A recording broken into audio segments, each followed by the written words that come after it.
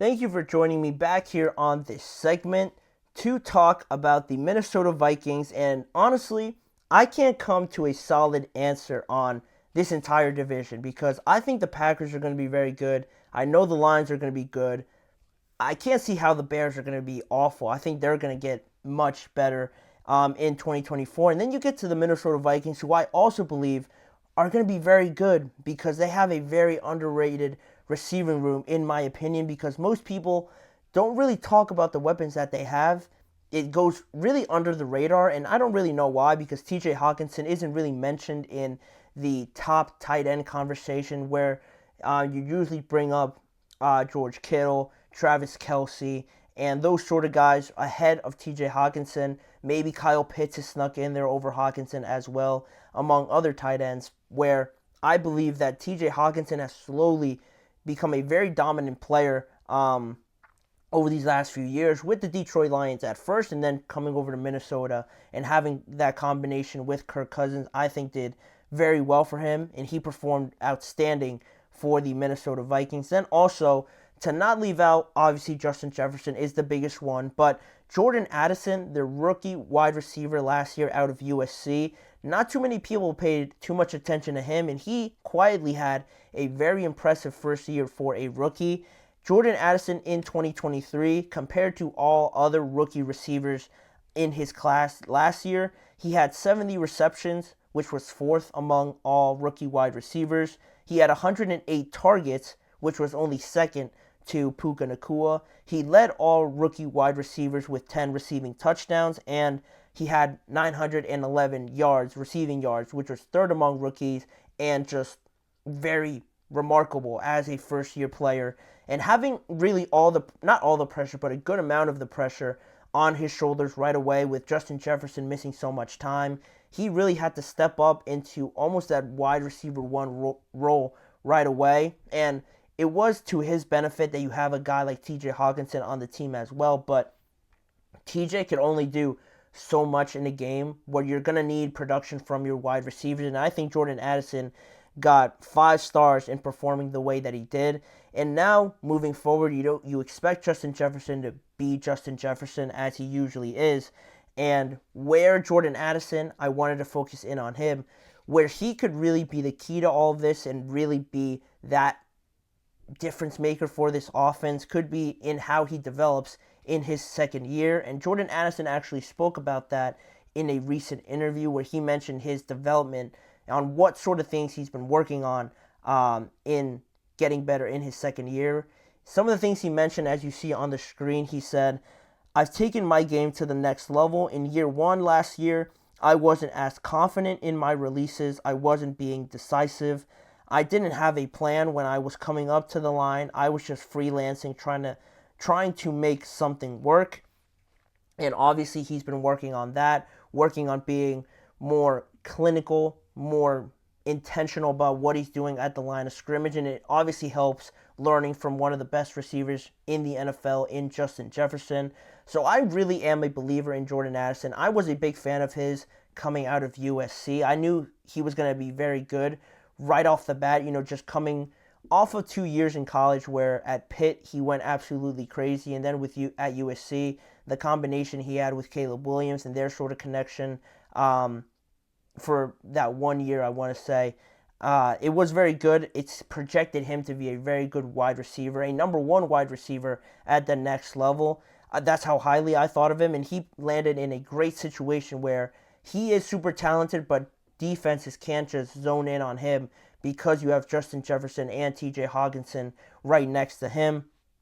Also, head coach Kevin O'Connell mentioned how Jordan Addison has also developed physically very well. He has gained a little bit more strength, more weight to him since he came into the NFL, and he's comfortable also playing through more contact, as head coach Kevin O'Connell mentioned. And now, talking about the idea of having multiple 1,000-yard receivers, it goes back to that idea, rookie quarterback, how can you help him? How do you make his development as successful as you'd want it to be?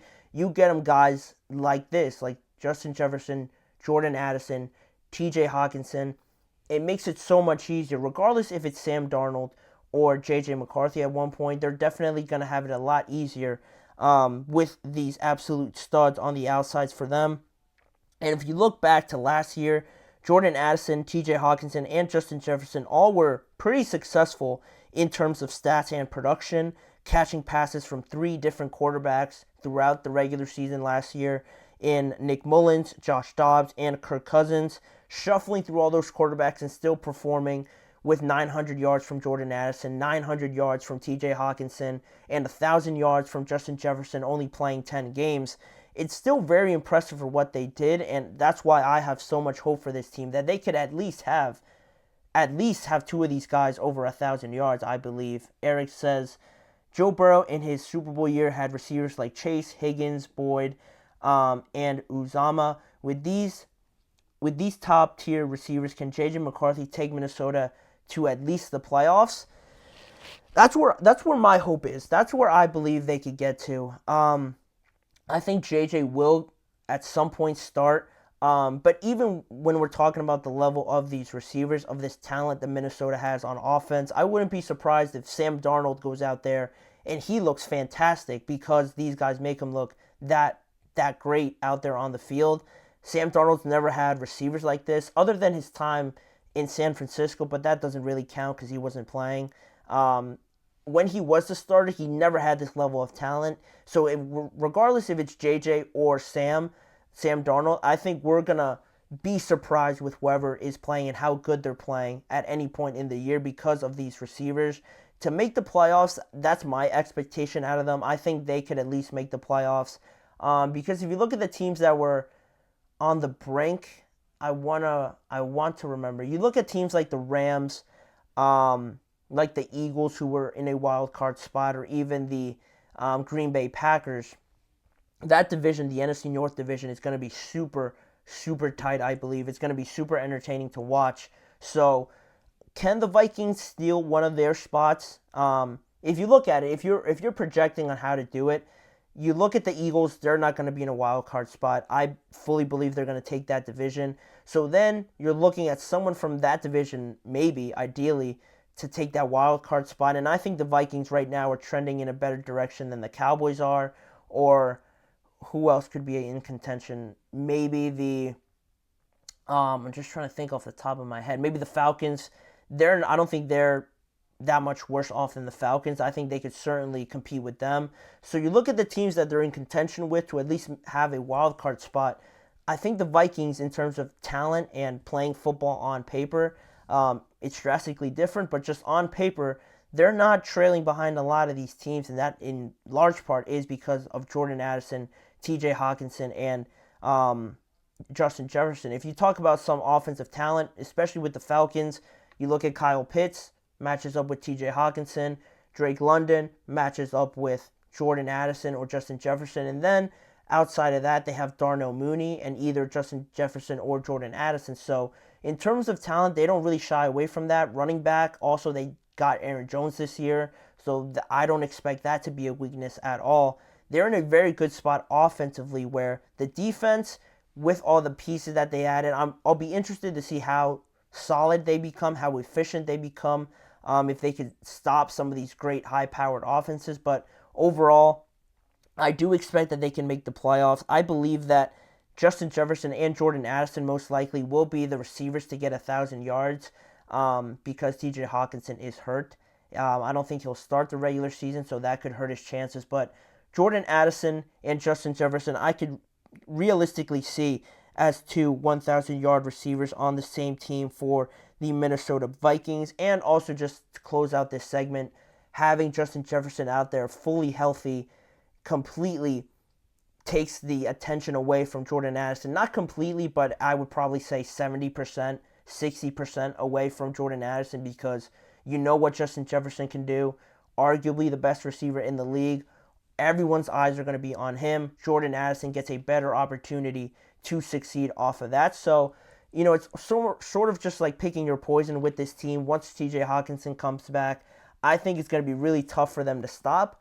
But it's that defensive side of the ball. To complement this offense, I think is going to be huge for them if they want to be considered a great team. But it should be exciting nonetheless. Great offenses always brings entertaining games, high-scoring games, which is what everybody wants to see.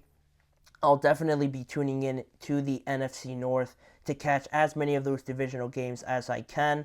But that'll do it. That'll wrap it up for this show, this episode of the GSMC Chip Shot Football Podcast, brought to you by the GSMC Sports Network. Please remember to like, follow, and subscribe to the show, and also following the network on all forms of social media on Facebook, Instagram, X, and on TikTok.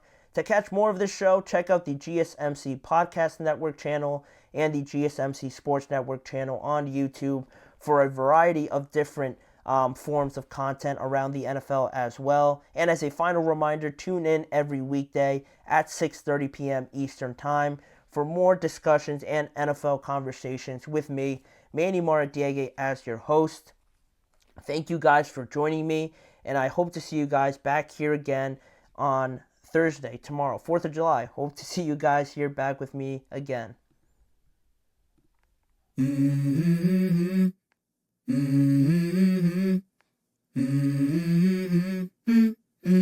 Let's go.